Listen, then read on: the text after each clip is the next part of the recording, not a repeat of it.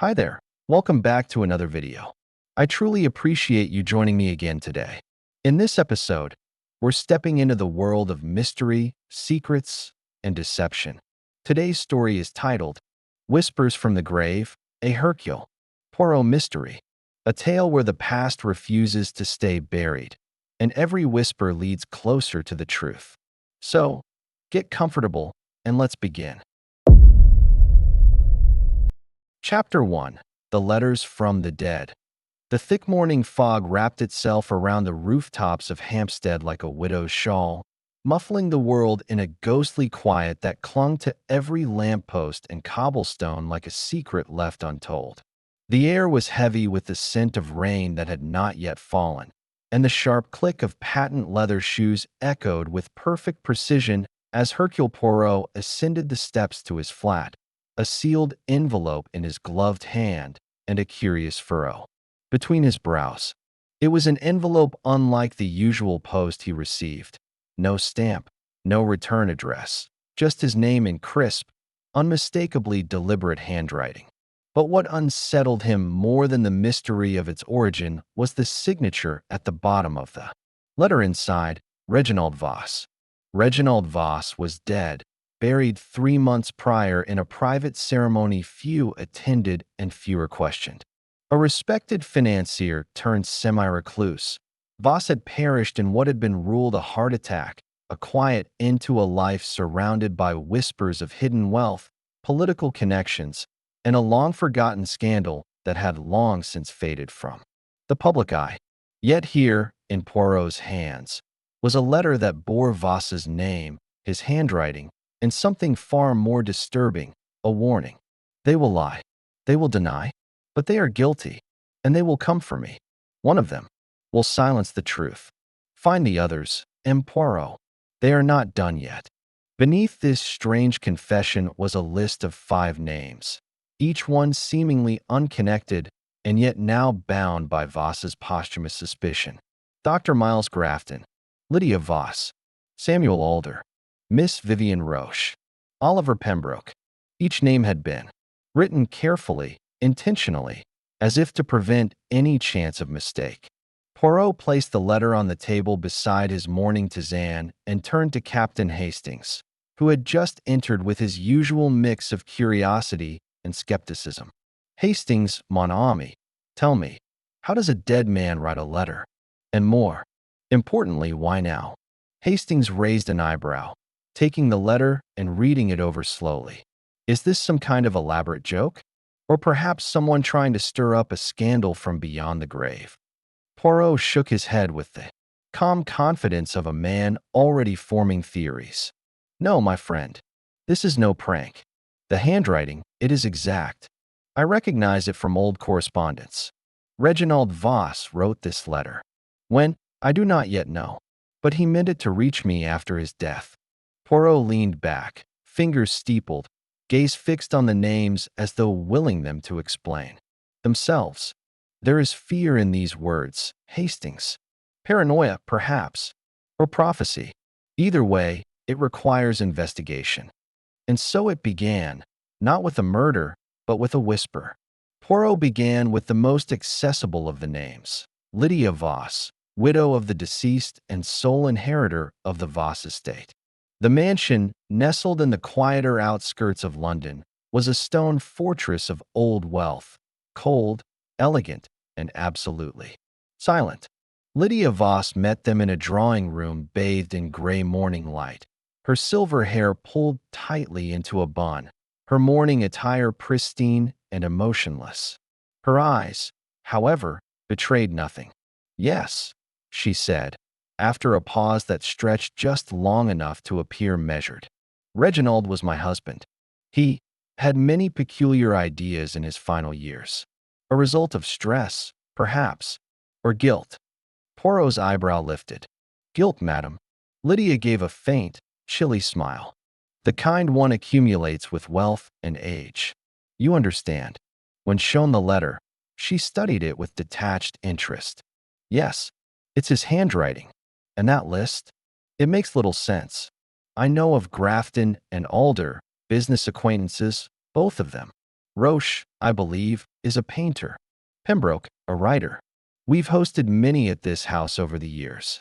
Poirot asked, and you were unaware of any tension between your husband and these individuals? Lydia's expression didn't change. Reginald trusted very few people, Monsieur Poirot, even fewer as his health declined. If he wrote this, it was likely out of fear, not fact. Poirot thanked her and left with Hastings, who muttered under his breath. She didn't seem too surprised to see a letter from her dead husband. No, Poirot replied, but did you notice? She did not ask when it was delivered. She did not ask where it came from, as though she already knew. Their next visit was to Dr. Miles Grafton, a former military physician turned medical consultant, whose townhouse in Kensington was filled with dusty tomes and the pungent odor of antiseptic. Grafton was in his 60s, with pale skin, deeply lined features, and a tremor in his left hand that he attempted to disguise by clasping both hands together tightly. When shown the letter, he paled. Reginald. Well, he always did like drama. We were colleagues on the Mercy Outreach Board years ago. Nothing more. And the other names? Roche, an artist, donated some pieces for an auction once. Alder I knew in passing. Pembroke I wouldn't recognize if he stood in front of me. But Poirot noted how the doctor's gaze lingered too long on the list, how his fingers drummed anxiously on the desk. He's suggesting one of us killed him? Grafton asked with incredulity. Poirot said nothing. The question was enough. At Samuel Alder's law office, the atmosphere was even more defensive. A solicitor nearing retirement, Alder was balding, stocky, and clearly irritated by the intrusion. Yes, I knew Voss. Represented him during an old estate dispute. That was nearly a decade ago. He barely looked at the letter before handing it back. If this is some attempt at posthumous retribution, you'll find it's legally worthless. And yet it has brought us here, Poirot said calmly. Perhaps the law is not the only thing that matters. Alder scowled. Well, it's the only thing that protects us. Miss Vivian Roche lived in a converted barn outside the city. Her art studio a chaotic mix of canvases, brushes, and color-streaked furniture. She was in her early 40s, with wild black hair, sharp cheekbones, and the look of someone who noticed everything and revealed nothing. Reginald Voss, she said, smirking as she wiped her hands on a paint-stained cloth. He bought 2 of my paintings years ago. Said they reminded him of something he couldn't describe. We didn't speak much. Didn't need to. When shown the letter, she paused. Only briefly, but Poirot caught the hesitation. Well, she said slowly, maybe he thought we'd done something terrible. But isn't that what rich men always think? That everyone is out to get them? Poirot did not smile. And are they wrong? Sometimes, she said. Not always. The final name, Oliver Pembroke, greeted them in a cluttered writer's den that smelled of tobacco and ink. Pembroke was in his 50s, tall and lean, with a graying beard and a theatrical voice. Ah, yes, dear Reggie, he said dramatically.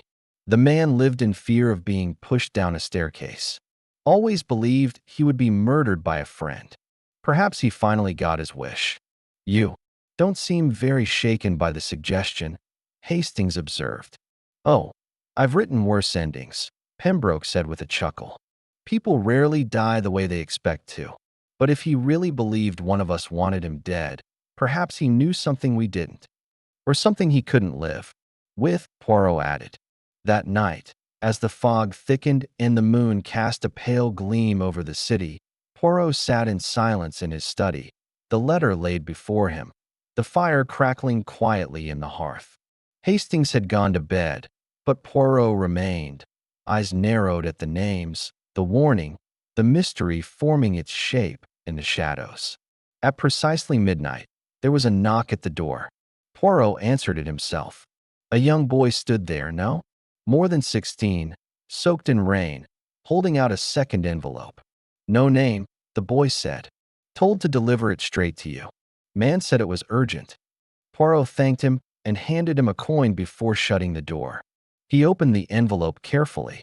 The handwriting was the same. The signature was the same, but the message was worse.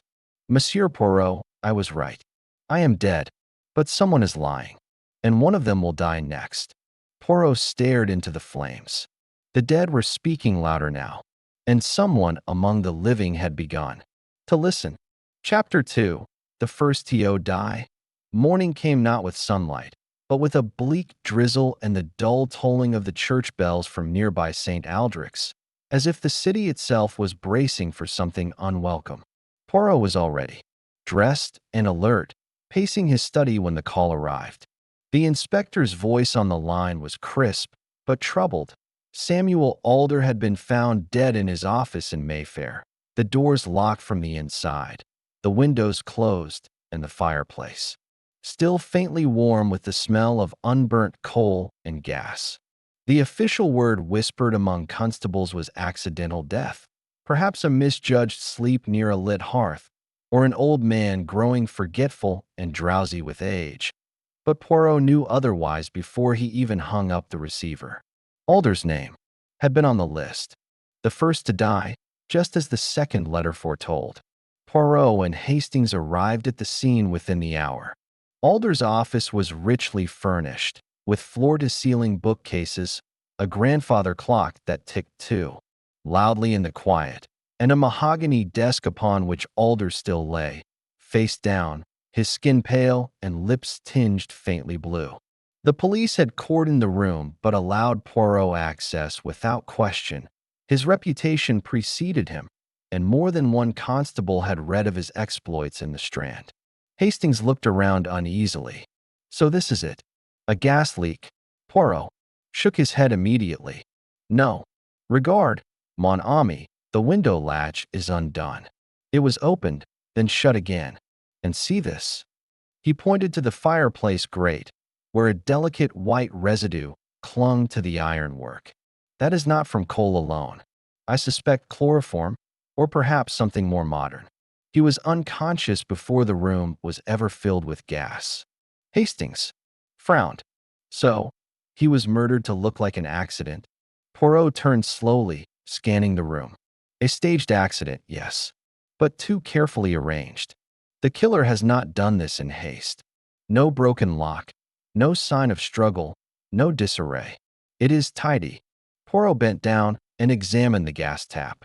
It had been left open just enough to slowly fill the room, but not so much as to be immediately noticeable. A clock on the desk had stopped at 3:14 a.m. Either the killer timed it perfectly, Poirot murmured, or the room was sealed before Alder even breathed his last. Either way, this was premeditated. They left the scene, Poirot unusually silent, his mind racing. He instructed Hastings to send telegrams to the other names on the list, requesting private interviews that very day. Time, he said, was growing shorter. They returned to the flat, and not an hour later, Vivian Roche arrived, wrapped in a dark green coat with her hair tucked beneath a cloche hat, her face unreadable but her voice steady. I received your note. So Alder is dead now, is he? She asked. Poirot studied her carefully. You do not seem surprised, mademoiselle. Should I be? She answered quickly. You showed me a letter from a dead man who predicted someone would die. It stands to reason someone did.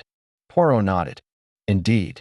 And what do you believe is the connection between you, Alder, Voss, and the others? She shifted slightly in her seat. Nothing. Or rather, nothing that explains. This. Poirot leaned forward. I think otherwise. You all knew Voss. You all had something to lose. Perhaps something to hide. Her gaze hardened. You think I killed Alder? Poirot shook his head. Non. I think someone has begun a chain reaction, and you are more afraid than you wish to admit. She hesitated. You don't know what Voss was like. He collected secrets. Quietly.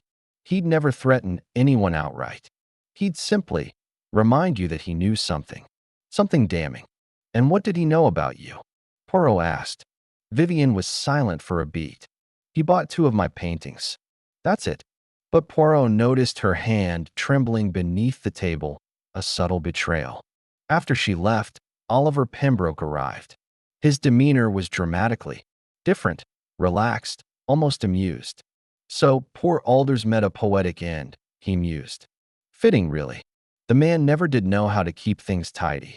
You speak of him as if you expected it, Poirot said. Not exactly, Pembroke replied, settling into the armchair. But you must admit, when a man like Voss claims that someone's about to die, and then someone does, it lends his words a certain gravitas. Poirot's tone turned sharp. You were present at the riding retreat Voss hosted 10 years ago. At the Voss estate. The photo proves it. Pembroke blinked. You found that photo? Poirot did not blink. The retreat ended badly. A woman went missing. Elaine Mercier. She was never found. Pembroke's voice lowered. We were all told it was an accident. That she drowned. But she was disturbed. Said things that made no sense. Claimed someone had tried to hurt her. Voss kept it quiet. Paid off the newspapers. Said it would ruin the reputation of everyone involved. So you buried the truth, Poirot said. Pembroke stood. I buried nothing. I left. We all did. Voss kept it close to the chest. You want someone to blame? Start with him. After he left, Poirot returned to the second letter and reread it. One of them will die next, it had said. One of them fears the number 7. The other hides behind charity. The painter lies in silence. The storyteller writes only to forget. Poirot's eyes narrowed. These were not accusations. They were descriptions. Puzzles. The man who fears 7. Was it Pembroke? He lived at flat 7B. Coincidence? Or an old trauma? The one who hides behind charity. Grafton, perhaps. The doctor was on the board of Mercy Outreach, the same organization Voss once funded.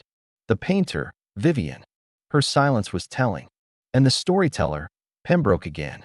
Layers of misdirection. Layers of guilt. Poirot reached for his files and began cross-referencing names, dates, financial statements, and charity records. It was there, buried in the transactions of Mercy Outreach, that he found something curious. A large fund redirected on the same day Elaine Mercier vanished. An internal note marked simply, handled by R.A. Voss, discretion advised. Poirot closed the file slowly. It was never just about the retreat, he whispered. It was about money. Silence bought, paid, and now repaid, with blood. Hastings re-entered with fresh tea, noticing Poirot's intense expression. You found something. We, Poirot said quietly. The link between them. A crime shared. A death ignored. And now a reckoning.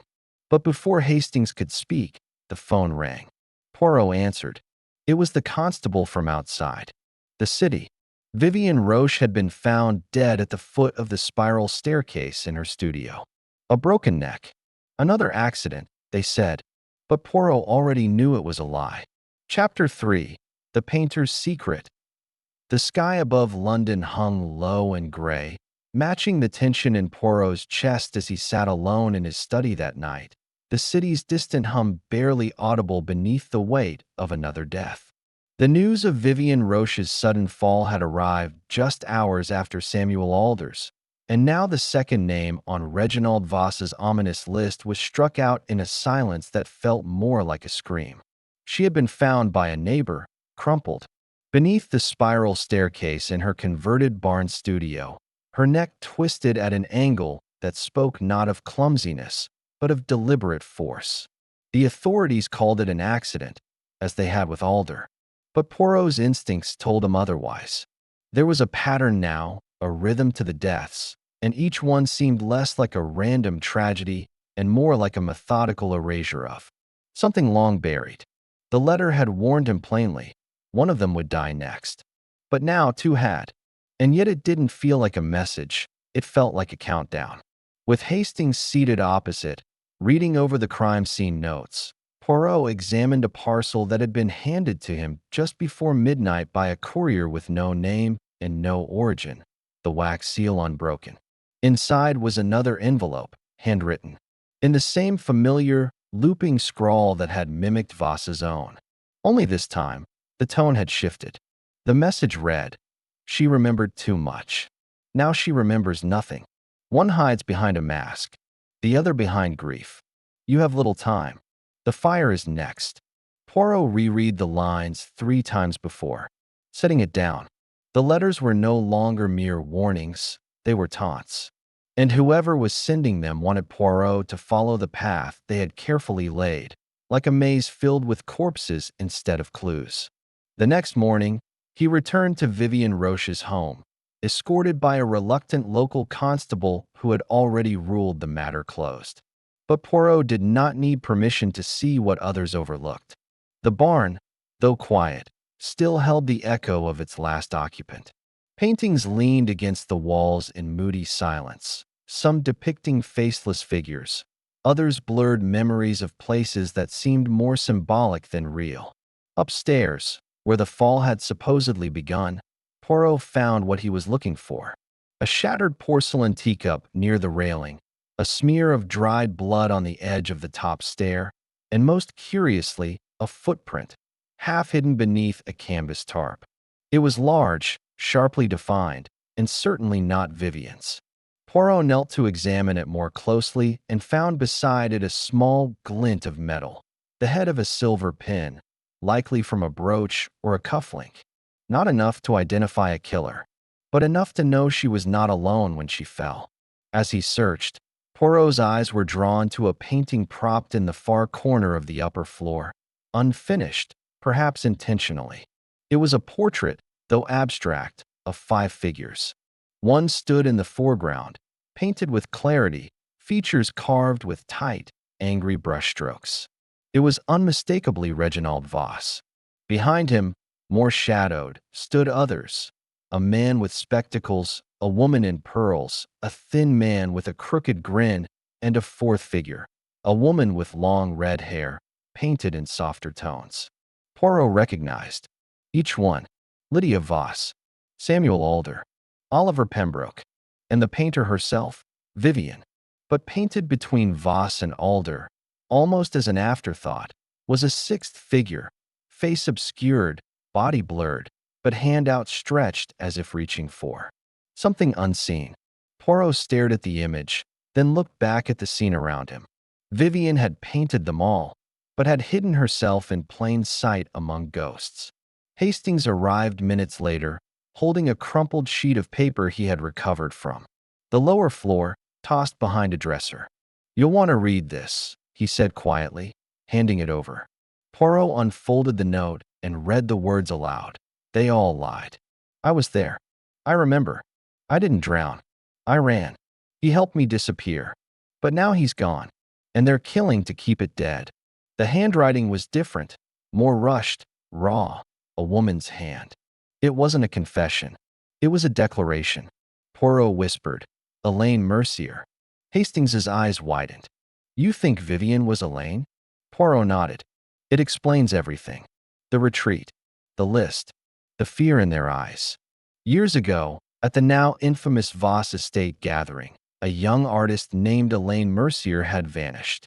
The official story claimed she drowned in the nearby river, perhaps distraught, perhaps unstable. But no body had ever been recovered. Reginald Voss, it seemed, had orchestrated the silence, paying off journalists and ensuring the incident faded into rumor. And now, with the return of Elaine under a new name, with a new identity and new purpose, the past had come back like a buried corpse clawing from the earth. "She must have sent the first letter," Hastings said, "to force you to investigate, to warn you." Poirot turned to him slowly. "Non. Someone else sent the first. Someone knew she was back. Someone who wanted me to see the danger, but not stop it. Someone who is still killing." Back in London, Poirot wasted no time. He had his assistant compile every record on the Voss Foundation, the Mercy Outreach Charity, and any transaction tied to the names on the list. Patterns emerged, familiar names signed off on questionable transactions. Large sums of money shifted. Just after Elaine's supposed death, Poirot traced it to a falsified grant proposal written by Dr. Miles Grafton, approved by Reginald Voss, and notarized by Samuel Alder. The very foundation that had funded the artist retreat was being used as a front, embezzling funds under the guise of mental health research. And Elaine had discovered it. That night, Poirot called Lydia Voss to his flat. She arrived precisely on time, dressed in morning black, gloves on her hands, her expression as unreadable as ever. "You called for me," she said coolly. "I assume this is about Vivian." "Elaine," Poirot corrected gently. Lydia's lip barely twitched. "She fooled many." "Did she fool you?" he asked. "No," she admitted. "Not after the second meeting. I recognized her. The voice. The way she looked at me. But she didn't come for revenge. She came for truth. And Reginald was already dead." "Did you tell anyone?" Poirot asked. "No. I thought if I stayed quiet, she'd go away." Poirot stared.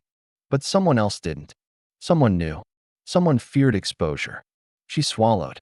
"You think I killed her?" "No," Poirot said softly. "But you've been protecting someone." Lydia looked away. "We all protected each other once."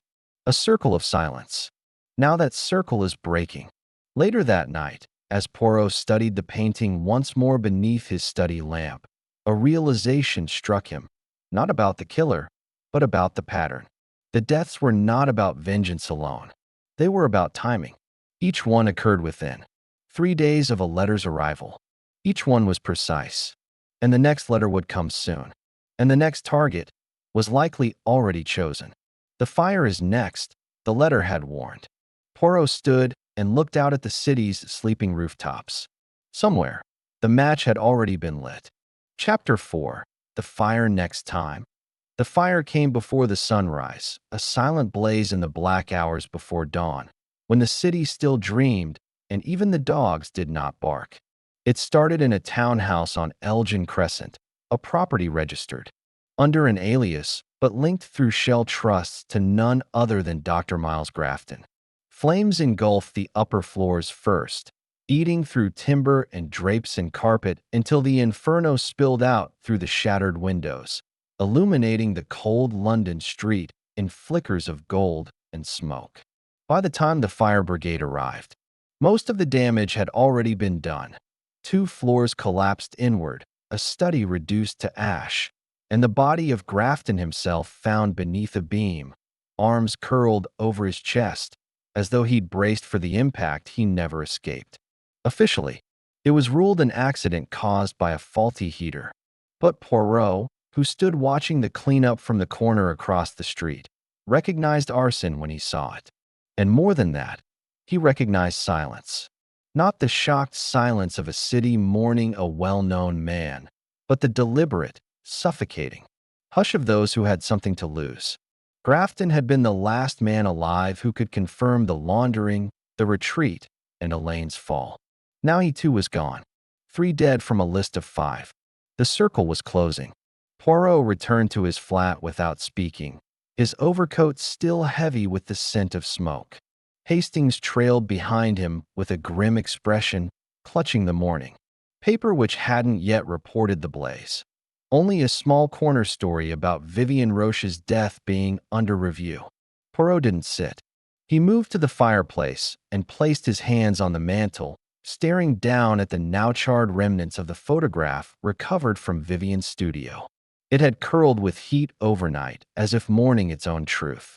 3 are dead, Hastings said finally, which leaves Lydia Voss and Oliver Pembroke. Poirot nodded slowly. "And one of them," he murmured, "knows how to kill and how to disappear afterward." Hastings frowned. "Do you think they're both guilty?" Poirot turned. "No, but one is the hunter, and one is the bait." That afternoon, Poirot paid a visit to Scotland Yard and reviewed the fire investigators' preliminary report. Accelerant found. Windows forced. Grafton's front door had been locked from the inside, but the rear exit showed signs of tampering. It wasn't accidental. It was deliberate and symbolic. Someone wanted Grafton silenced, burned out of the record, as if his crimes could be reduced to ash. Poirot left the yard and headed to the British Library, where he pulled archival records of all the Mercy outreach grants distributed over the past 12 years. Many names were familiar, but 2 caught his eye. One was an obscure artist's, commune in Yorkshire. Vivian had lived there briefly under another name. And the other was a writer's development initiative linked to Oliver Pembroke. Funded quietly. No public trace. But behind the pages, Poirot found the name of the administrator, Elaine Mercier. It was buried in the paperwork. She had been the project's coordinator during its brief existence. And it had closed just 3 months before her disappearance. So they had worked together. Pembroke and Elaine. Not at the retreat, but before. Poirot realized then that Pembroke had lied by omission. His connection to Elaine hadn't started at the estate. It had started earlier, through Mercy Outreach, through the fake initiative. He had known who she was all along. Back at Whitehaven Mansions, Poirot placed the final pieces on the table. A map. 5 names. 5 crimes. 5 fates. Lydia Voss had motive, her husband's legacy and silence to protect. But she lacked opportunity. She was heavily surveilled after her husband's death. Grafton, now dead, had both means and access, but had not been clever enough to erase Vivian's past. Alder had known the legal pressure points. And Pembroke? Pembroke was the storyteller. The only one who moved between them all. The only one who could hide behind the fiction of someone else's truth. That evening, Poirot received an anonymous parcel containing a flash drive. No note. No return address. Inside was a single video file. Hastings stood behind Poirot as he opened it. The footage was grainy, time-stamped from 6 years earlier, taken during a late afternoon seminar hosted by Pembroke at a small gathering in Devon. The camera panned over a small group of writers, including, unmistakably, Vivian, Elaine. She was speaking, nervously but passionately, about identity, about trauma, about truth. The audio was faint, but her words cut through. I believe fiction can save us. Because when you tell the truth, people get angry. But when you paint it in metaphor, people applaud. They cheer for what they pretend not to see. And then the camera turned slightly, to Pembroke, nodding slowly, smiling. It was no mere professional nod. It was recognition. Memory. Perhaps. Even guilt. Poirot paused the video and stared at the frozen image of Pembroke's expression. He knew, he said flatly. From the beginning. Hastings looked at him. So he sent the letters? Poirot shook his head. No. He wrote them. But someone else delivered them. He wanted the story to unravel. But not at his expense. Late that night, Poirot sent a request to have Pembroke brought in. But the reply came back cold. Pembroke had vanished. His flat had been cleared out. His accounts closed. No note. No explanation. But a burner phone had been recovered in a rubbish bin near Charing Cross. It contained only one message. You should have let her drown. Poirot sat for a long time in silence, the city humming below like an echoed chamber of guilt. He's running, Hastings said. So he's guilty? Poirot nodded faintly. He's guilty, but not of murder. Hastings blinked. Then who is? Poirot stood. The final letter spoke of fire. Grafton burned. But now the fire will move elsewhere, into the open. Pembroke wanted to reveal the truth without being blamed. But someone wanted to finish the job. Not just hide the past, but erase it. Pembroke lit the match. Someone else held the gasoline. And then, as if summoned by Poirot's words, the phone rang. It was a constable from Kent. An estate caretaker had found something strange behind a sealed wall in the Voss Country Manor, a room that hadn't appeared on any of the blueprints. A secret study, untouched for over a decade. Inside were hundreds of documents. Letters, ledgers, paintings, all catalogued by Reginald Voss. And at the center, Elaine Mercier's original grant proposal, annotated by hand.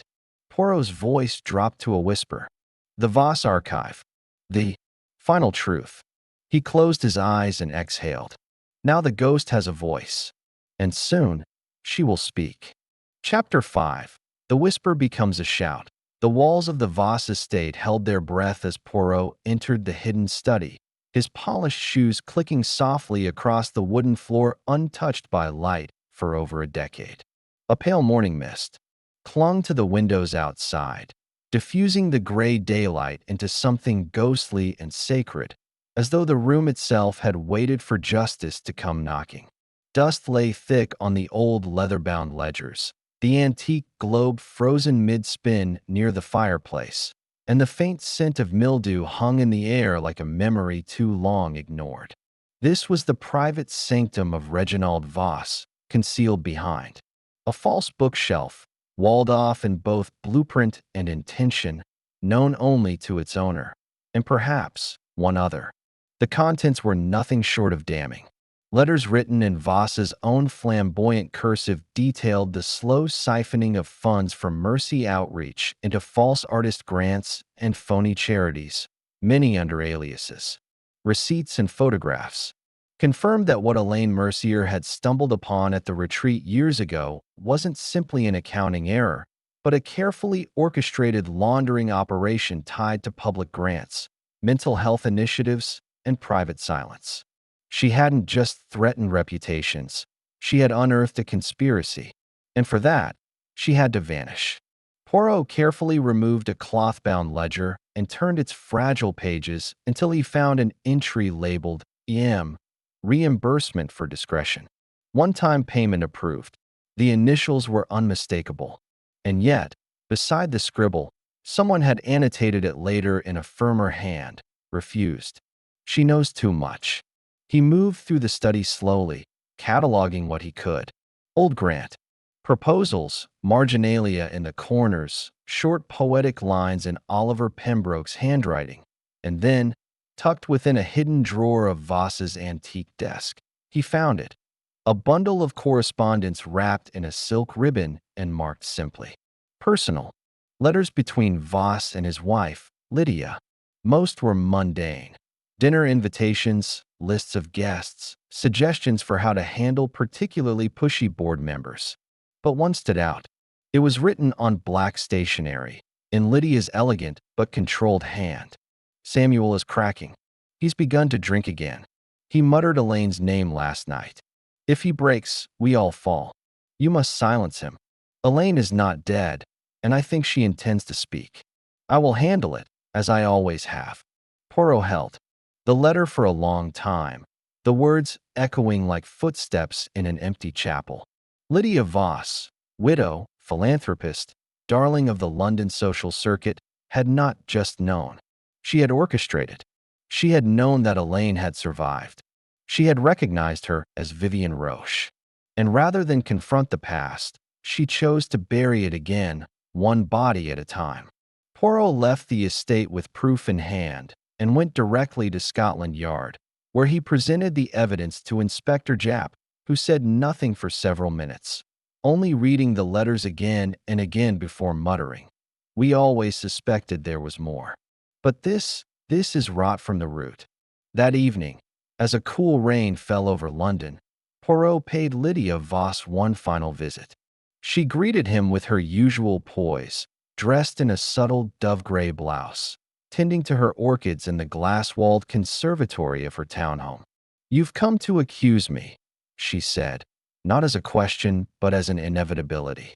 "Non," Poirot replied gently. "I have come to see if there is any part of you that still recognizes the difference between silence and peace." Lydia did not look up. Elaine was a threat. She was unstable. Poirot's voice softened. "She was the truth. And you killed her. And then the others, because you knew the chain would fall." She stood still, the orchid scissors resting gently in her gloved hand. "No, I didn't kill her because she remembered. I killed her because she wouldn't forget." The words were not a confession. They were an admission long rehearsed. Poirot turned and left without another word, the click of the door closing behind him sounding far louder than it should have. Days later, Lydia Voss was arrested without incident. The news rocked London society. The graceful widow turned calculating orchestrator of murder and cover-up. Her trial stretched for months, with each piece of evidence unraveling another thread of high society's tightly wound hypocrisy. Oliver Pembroke remained missing, though evidence recovered from a safe deposit box linked him to the manipulation of grant paperwork and pressure campaigns to silence Elaine. Yet despite his cowardice, no evidence placed him directly at the scenes of the murders. He had lit the match, perhaps, but Lydia had struck it. In a quiet ceremony, Vivienne Roche, Elaine Mercier, was posthumously honored by an artist collective she had once co-founded under a pseudonym. Her final paintings, recovered from her studio and estate, were displayed in a gallery exhibition titled Whispers from the Grave. At the heart of the show stood her unfinished portrait of Voss, his face shadowed, his hands raised, 5 other figures gathered behind him, all watching something out of frame. And in the far corner, nearly invisible, a 6th silhouette, a small woman, kneeling, reaching upward toward light. Hastings, visiting the gallery with Poirot months later, asked quietly, "Do you think she painted it knowing how it would end?" Poirot nodded. She painted not to be remembered, but to make sure they were. He did not speak again until they returned to Whitehaven Mansions, where Poirot filed the last letter into a folder marked simply Elaine. He stared out at the London skyline and murmured, "She told the truth, even in death." The past had screamed, had clawed and bled, and in the end, it had refused to stay buried. The whispers from the grave had become a shout, and Hercule Poirot had once again done what he always did, not just solve a crime, but restore balance in a world too often eager to forget the wounded voices it buries behind money, manners, and silence. If you were captivated by this full-length Hercule Poirot mystery and want more haunting investigations, chilling truths, and deep storytelling crafted just for mystery lovers, don't forget to subscribe to Haunting Veils.